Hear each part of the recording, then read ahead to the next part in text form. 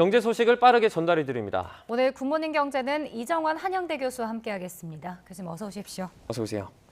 네, 먼저 최저임금 소식부터 저희가 알아보도록 하겠습니다. 밤사이에 최저임금이 결정이 됐습니다. 올해 이제 9,160원인데요. 이보다 5%가 오른 9,620원으로 결정이 됐죠. 예, 일단은 이 최저임금이란 것이 세 부분이 참여를 해서 결정된다는 거 일단 말씀드려야 될 것 같고요. 네. 근로자 측이 있고 경영자 측이 있고 공익위원 측이 있습니다.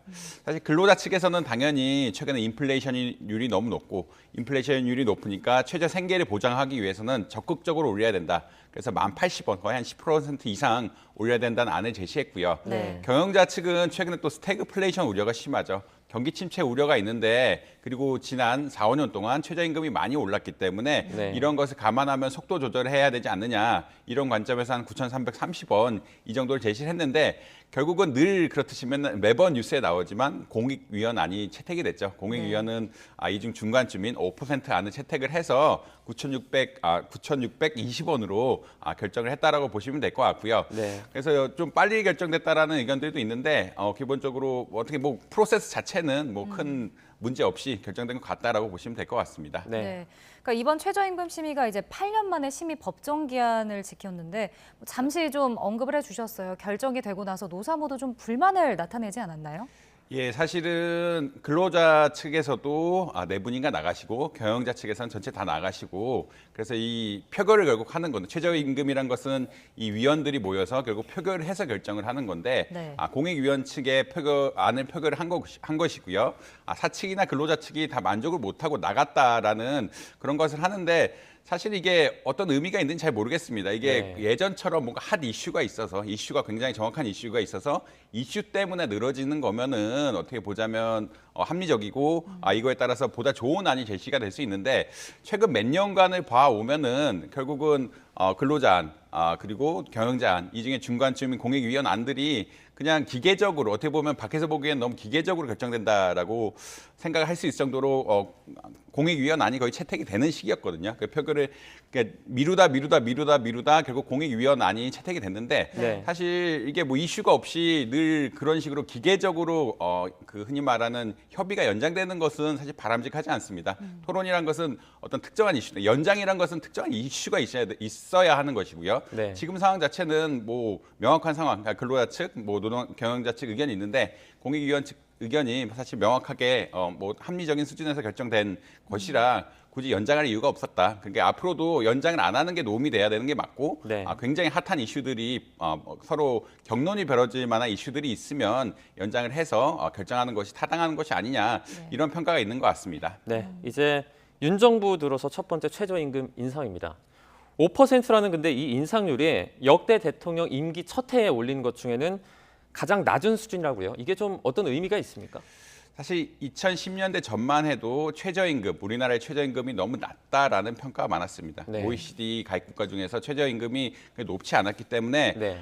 특히 이제 대통령이 처음 취임했을 때 최저임금 같은 것들을 올리면서 노동계의 의견을 좀 반영하는 이런 입장이었는데요. 네. 최근은 많이 상승했죠. 최저임금 자체가 많이 상승을 해서 일본 수준에 왔다라는 의견도 많고 그래서 경제적으로 선진국 수준에 어느 정도 온 것이 아니냐라는 평가가 있고요. 그다음에 비교를 해봐야 될 것이 예전에는 5,000원, 4,000원 수준에서 10% 올리는 것하고 지금 10,000원 수준에서 10% 올리는 것은 사실 정률제라 그러는데 그러니까 율 자체가 바뀐 비율제라 그러는데 네. 비율이 같다 할지라도 흔히 말하는 운영에는 영향을 미치는 게 전혀 다르게 됩니다. 네. 그래서 4,000원대는 400원이 올라가게 되는데 10,000원이면은 10% 올린다 그러면 1,000원이 올라가게 되죠. 이만큼 경영 부담이 굉장히 커지기 때문에 비율은 조금 올렸다라고 이야기할 수 있겠지만 근데 그 문제 자체보다는 어떻게 보자면 이게 경제 상황이 좀 바뀌고 이미 최저임금 수준이 많이 올라가서 그것에 맞게 비율이 좀 하락하는 추세다. 늘 경제 성장률이 가면 갈수록 하락한다고 이야기하죠. 최저임금 상승률도 비슷한 맥락에서 조금 비율 자체는 조금 하락할 가능성이 있는 그런 상황이라고 보시면 될 것 같습니다. 네.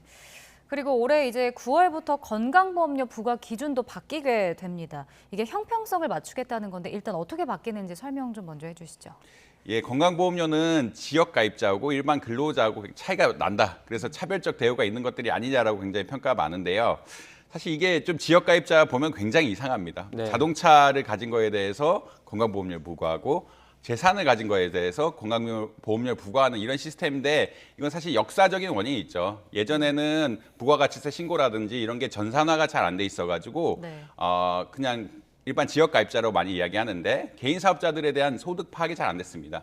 소득 파악이 안 됐기 때문에 이분들에 대해서 어떻게든 건강보험료를 근로자와 비슷하게, 왜냐하면 근로자는 예나 지금이나 흔히 말하는 유리지갑이죠. 유리지갑이기 때문에 그 소득이 명확했고 네. 이런 것을 형평성을 맞추고자 이런 지역가입자들에 대해서 흔히 말하는 재산이라든지 자동차에 가진 것에 대해서 좀 건강보험료 체계를 연동하는 이런 시스템이었는데 최근은 좀 다르죠. 최근 모든 부가가치세 신고 같은 것들이 다 전산화되면서 흔히 말하는 소득 파악이 굉장히 명확해졌습니다. 그러니까 지역가입자의 소득 파악이 명확해졌는데 예전과 같은 룰을 적용하는 것이 타당하냐? 네. 예전에는 흔히 말하는 추정을 할 방법이 없었기 때문에 네. 재산을 바탕으로 건강보험료를 부과했는데 실제 이제 이렇게 되니까 지역가입자는 소득도 정확하게 파악돼서 많이 되고 재산도 그에 따라 또 부과되고 이런 양쪽 측면에 어떻게 보면 부담이 있었기 때문에 그 부분을 경감하자라는 게 가장 큰 이슈였던 것 같고요. 네. 그래서 재산에 대해서 부과되는 부분을 공제를 많이 해주겠다. 자동차에 대해서 부과하는 부분 역시 공제를 많이 해주겠다라고 이야기를 해서 좀 혜택을 많이 보는 세대라고 이야기하죠. 그러니까 뭐 37% 정도가 예전엔 재산에 대해서 지금 이제 추가적으로 한 37% 정도는 재산에 대해서 이제 보험료를 안 낸다든지 네. 이런 것들이 있었고 대신에 이제 뭐 소득에 대해서 보다 더 정률제 적용하면서 합리적인 수준에서 지역가입자의 보험료를 정하자라는 그런 논의들이 활발하게 나오는 것 같습니다. 네. 그 교수님 피부양자 요건 강화되는 부분도 설명을 좀 해주시죠. 피부양자란 것은 결국은 특정 어떻게 보면 원래는 건강보험료 자체는 네. 소득 있는 사람이 모두 내야 됩니다. 네. 그렇지만 이제 소득이 그러니까 가구 구성원 중에 특정 개인의 소득이 작다 그러면 그분들은 너무 이제 흔히 말하는 건강보험료 부담이 크니까 네. 예를 들어서 가구주라든지 이런 쪽으로 편입을 해서 하는 것인데 이 부담 예전에는 이 소득 기준 편입할 수 있는 소득 기준이 2천만 원이었다면 네. 지금 3,400만 원 좀 올려가지고 네. 지나치게 혜택을 보는 이런 것들을 좀 막자. 피부양자 등록을 통해서 특히 이제 자식들한테 피부양자 등록을 해서 문제가 되는 케이스들이 많았는데 이 자식들한테 피부양자를 등록해서 문제가 되는 케이스들 조금 줄이고 형평성을 보정하자라는 그런 측면인 것 같습니다. 네. 네. 이 부분을 조금 덧붙이면요. 이제 지역가입자가 피부양자로 전환이 될 때, 그러니까 지역가입자로 전환이 되는 피부양자는 이 보험료가 연간 좀 단계적으로 경감한다. 이 부분은 좀 알고 계시면 좋을 것 같습니다. 네. 네. 근데 이제 그 고소득 프리랜서 같은 경우는 이제 피부양자 자격으로 이제 신고가 돼 있거나 아니면 이제 뭐 소득이 없다라고 말하는 경우도 많잖아요. 이렇게 악용되는 사례도 많은데 이게 뭐 적용이 될까요?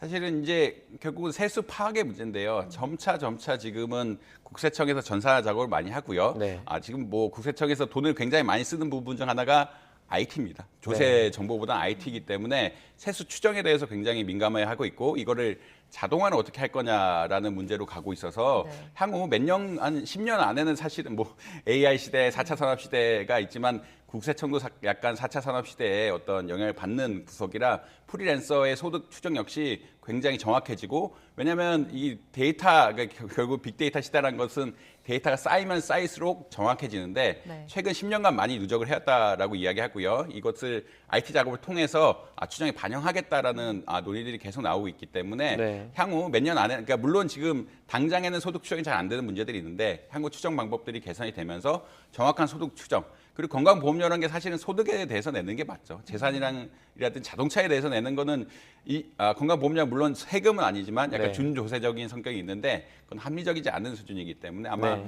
점차적으로 나아지지 않을까라고 예측하고 있습니다. 네. 이 급여 외 소득이 2천만 원을 넘으면요. 건보료를 한 5만 원 정도 더 내는 그런 내용도 들어있지 않습니까? 예, 이거는 이제 근로자에 대해서 이야기하는 것인데 네. 근로자들은 보통은 이제 자기가 내는 건강보험료가 있고요. 그다음에 사측에서 내는 건강보험료가 있는데 네. 근데 이 부분 말고 사실은 지금 이렇게 건강보험료가 줄어들니까 일단 일종의 세수가 뭐 세수는 아니지만 일종의 건강보험료 조성 기금이 줄어들게 된다면 이제 건강보험 지급이라는 문제가 생길 수 있기 때문에 네. 일부 어떻게 보자면 소득 기준을 강화해가지고 근로자들에게 너무 혜택을 보는 게 아니냐 사측에서도 많이 내주고 있고 네. 그다음에 이런 사측의 그 지역가입자 형평성이 안 맞는 측면이 있기 때문에 근로자들에게 조금 더 부과를 해서 건강보험료를 안정적으로 유지하자라는 이런 취지에서 근로소득 이외에 추가적인 소득, 예를 들어 금융소득이라든지 이런 것들이 있을 때 세금을 더 부여하는 세금 아니지만 건강보험료를 더 부여하는 방식으로 개편하고 있다라고 보시면 될 것 같습니다. 네. 자, 이번엔 밤사이 있었던 해외 증시도 좀 살펴보겠습니다. 이 뉴욕 증시는 혼조세로도 마감을 했네요.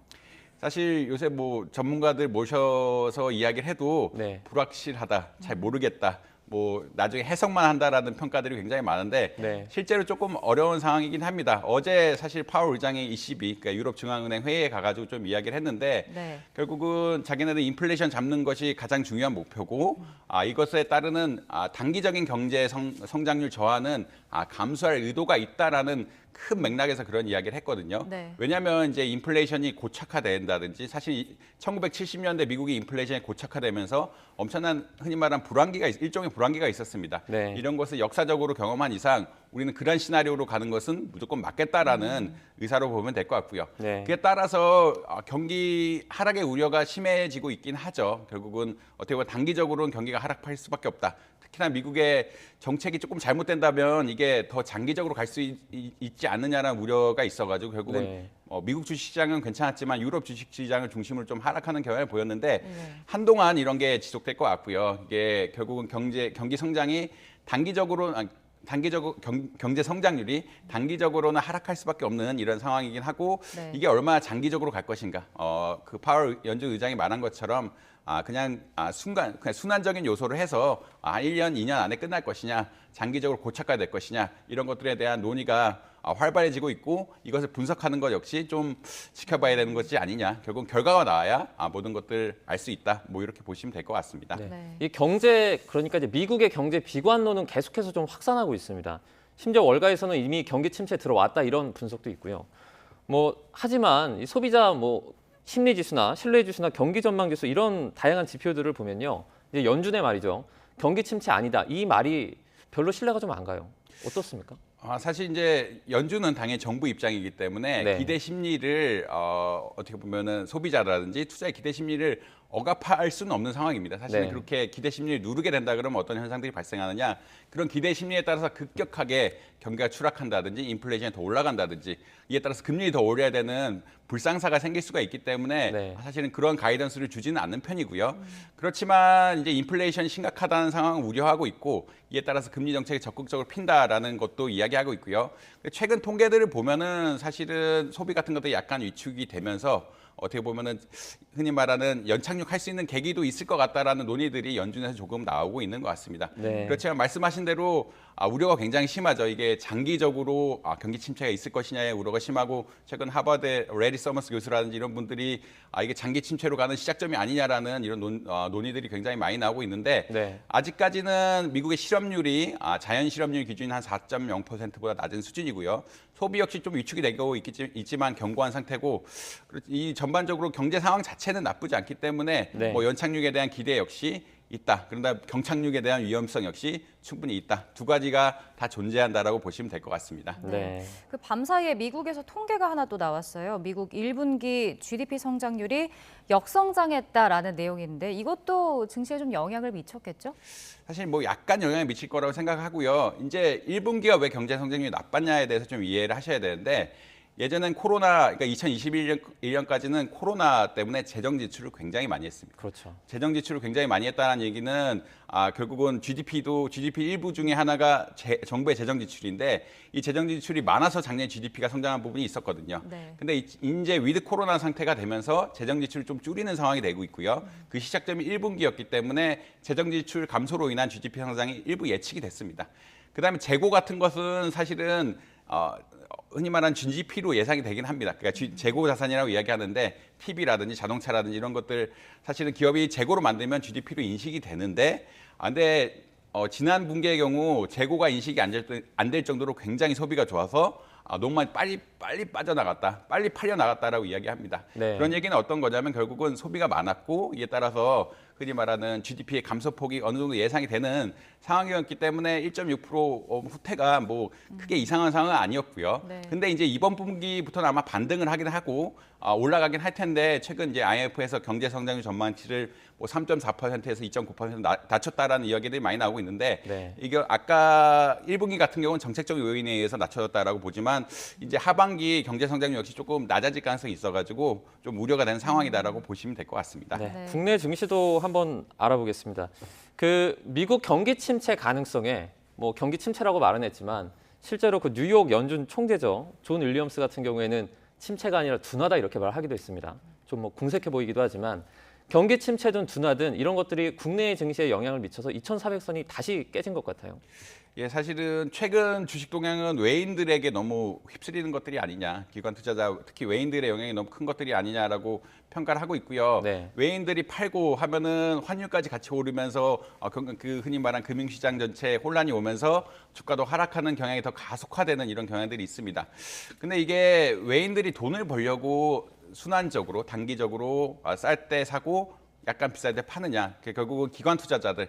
외인들이란 것은 결국 기관 투자자들이고요. 이런 네. 기관 투자자들은 흔히 말하는 변동성이 큰 장에 있어서도 이런 수익을 얻을 수 있는 기법들, 공매도를 했다가 샀다가 공매도를 했다가 샀다가 이런 식으로 투자를 적극적으로 할 수 있는 기법들이 있기 때문에 네. 그런 시스템에 따라서 약간 움직이는 경향들이 최근에 있는 것 같다. 그래서 뭐 최근 논의로 나오는 것은 외인들이 공매도를 많이 하니까 공매도 같은 것을 없애서 주식 하방 리스크를 좀 막아야 되는 것들이 아니냐라는 이런 논의들이 많이 나오고 있는데 네.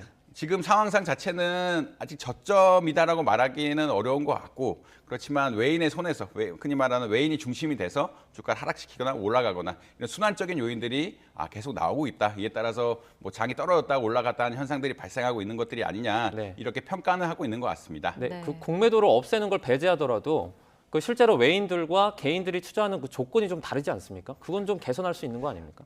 사실 공매도는 기울어진 운동장이라고 이야기하는데 네. 어떤 면에서 그러냐면 사실 공매도 하는 것들을 보면은 외인들이 70에서 80%를 늘 합니다. 네. 개인은 2% 정도밖에 안 되고요. 근데 사는 거를 보냐면 한국은 개인들의 시장이죠. 네. 특히 코스닥 같은 주식 같은 경우는 개인들이 집중해서 사는데 이런 조건 이런 것에는 특히 조건이라는 게 달려 있습니다. 개인이 공매도를 하기에는 너무 어렵다. 개인들이 주식을 직접 빌려서 공매도를 해야 되는데 이런 데 따르는 이자 비용이라든지 너무 부담되는 것이 아니냐. 네. 근데 기관이나 외인들은 대차 거래라고 하죠.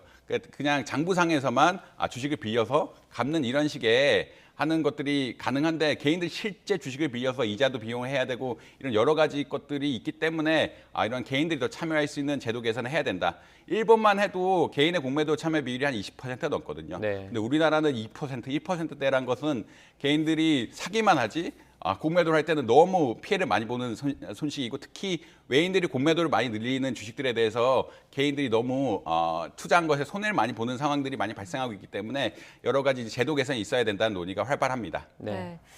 자, 앞으로 이 물가가 얼마나 오를까 예측하는 이 기대 인플레이션은 3.9%에 달했습니다. 거의 4%에 도달했는데 이게 한 달 만에 또 오른 거예요. 이게 시장에서는 이게 어떤 의미를 갖고 있는 걸까요? 사실 이제 기대 인플레이션이라는 것이 굉장히 중요한 지표긴 하고요. 왜냐하면 기대 인플레이션 반영해서 통화 정책을 결정해야 된다는 논의도 있을 정도로 결국 기대 인플레이션이 중요한 것이고 물가가 계속 사실 표를 보시면 알겠지만 네. 2022년 1월부터 6월까지 굉장히 많이 올랐죠. 1.3%가 상승을 했는데 네. 사실 기대 인플레이션이 높다는 것은 향후 인플레이션 압력이 심할 것이다라는 어떤 기대의 반영입니다. 이런 네. 것에 근간에는 최근에 전기세 상승이라든지 그다음에 원유 상승 폭이 계속 줄어들고 있지 않고 경제 전망 자체가 우크라이나 러시아 사태가 너무 장기화되고 미국 역시 인플레이션 압력이 심할 거다라고 예측을 하고 있어가지고 결국은 이런 거 미국의 인플레이션 압력 역시 심할 거다로 예측하고 있어서 네. 장기적으로 인플레이션 또 올라갈 것이 아니냐라고 네. 생각을 하고 있고 이런 기대 인플레이션 자체가 사실은 한국은행의 통화 정책에도 아마 영향을 미칠 수 있는 그런 팩터가 되지 않을까 생각합니다. 네. 자, 내일 또 7월 1일, 7월이 시작되는데 이제 전기와 가스 요금이 동시에 오르죠. 그런데 전기차 충전 요금도 이제 할인이 끝나서 사실상 내일부터 요금이 오른다고요. 이게 사실 최근에 모든 제도는 일몰제라고 이야기합니다. 일몰제라는 것은 제도를 시행하면 누가 혜택이 받는 사람이 있고 손해를 보는 사람들이 있기 때문에 일몰제를 시행해서 이런 적절하게 늘릴 제도는 그냥 연장할 정도에 연장을 하고 그러지 네. 않을 제도는 줄이는 제도인데 사실은 전기차 요금 할인 제도 자체는 2017년에 입안이 돼서 2019년에 일몰을 했어야 되는데 네. 그때 특히 이제 ESG 시대가 오면서 친환경을 해야 되지 않느냐라는 그런 평가가 있었기 때문에 2025년까지 유지가 된 것이고요. 네. 근데 이제 지금 어떤 문제가 있냐면 최근 뉴스들 보면 한전의 올해 적자가 30조가 될 것이 아니냐. 그래서 원래는 보통 분기 단위로 움직이는 것들은 지금같이 그러니까 전기료를 말씀드리는데 전기료 같은 것도 분기적으로 상승하는 부분들은 사실 가격을 잘 안 올리는데 네. 이번에 5원이나 올렸죠. 네. 5원이나 올렸는데 그 말은 어떤 이야기냐면 한전의 적자 우려가 굉장히 심하다. 그리고 한전이란 게 공기업이 있기 때문에 그리고 주주도 있고요. 정부 차원에서만 너무 희생을 강요해서 주주의 희생을 강요한다는 것은 결국은 어떻게 보면 시스템을 유지하는 데 별로 도움이 되는 그런 제도가 아니기 때문에 어느 정도 이런 전기차에 대한 혜택을 줄여주면서 한전에 흔히 말하는 이익을 올려줘서 적자폭을 좀 줄여주는 이런 정치적 고려가 가만히 됐다라고 보시면 될 것 같습니다. 네. 네. 여기까지 듣겠습니다. 경제 이슈 이정원 한양대 교수와 함께 살펴봤습니다. 고맙습니다. 고맙습니다.